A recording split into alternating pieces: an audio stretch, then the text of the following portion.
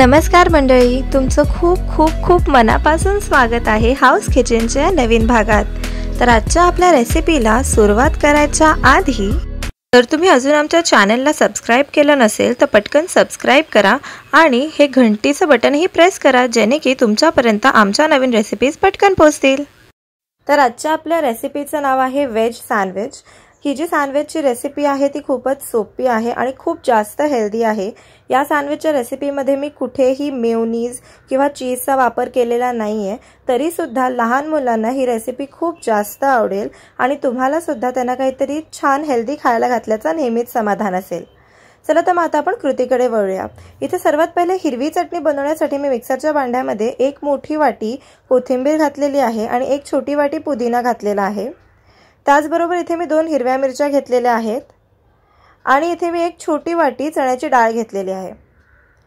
आता ह्यात मी थोडंसं पाणी घालणार आहे। इथे तुम्ही बघू शकता अगदी जास्त पाणी घालायचं नाहीये आणि मग ह्याला मी ग्राइंड करून घेतलेलं आहे। आता ही जी चटणी आहे आपली ती तयार झालेली आहे।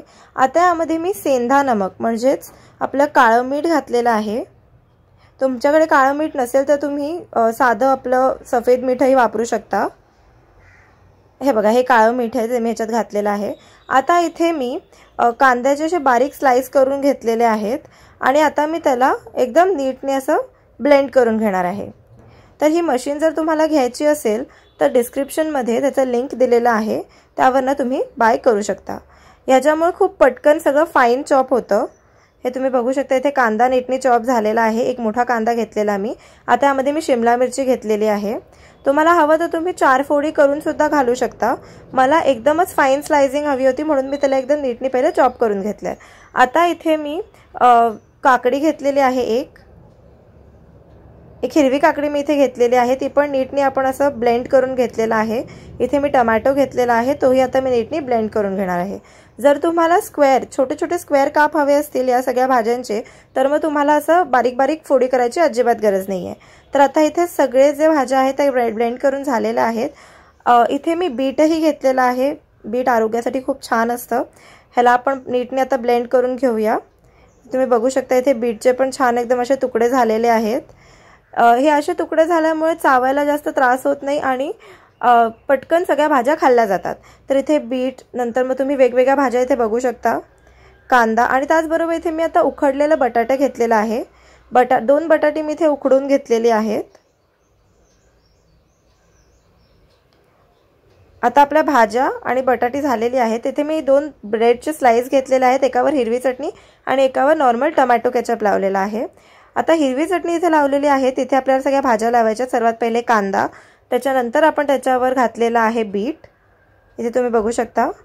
आता यामध्ये मी सेंधा नमक घालते, तुम्हाला हवं तर तुम्ही चाट मसालाही वापरू शकता। आता यावरती मी बटाटा घालणार आहे। बटाटा असं कुस्करून घेतलेला आहे। हे उकडलेलं बटाटा आहे जे मी इथे घेतलेलं आहे। आता यावरती मी शिमला मिरची घातलेली आहे। एकदम पातळ पातळ याचे काप झाल्यामुळे ना हे खायला खूप इझी वाटतं आणि लहान मुलं यातनं भाज्या वगैरे काढत नाही। आता परत यावर थोडंसं सेंधा नमक घातलेलं आहे मी, काळं मीठ। आता यावरती परत आपल्याला टोमॅटो लावायचा आहे। तुम्हाला हवं तर टोमॅटोचे गोल कापही तुम्ही लावू शकता।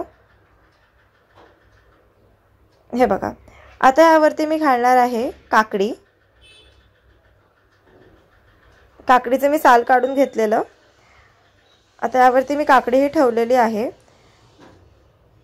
आता यावर परत थोडंसं मीठ घालणार आहे मी आणि आता जो सॉस लावलेला भाग आहे ब्रेडचा तो मी असा त्यावर ठेवणार आहे आणि आता आपण ह्याला कट करून घेणार आहोत।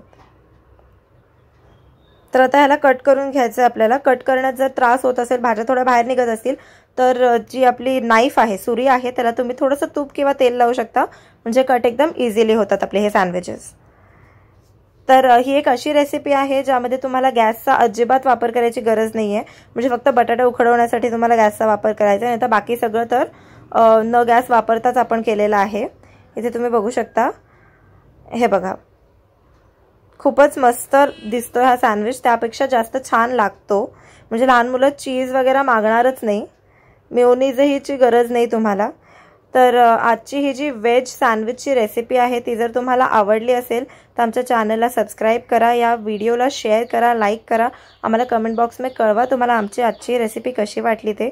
चला तर मग मंडळी, पुन्हा भेटूया अशाच एका स्वादिष्ट रेसिपी बरोबर। तोपर्यंत मस्त खा आणि नवीन नवीन पदार्थ करत राहा।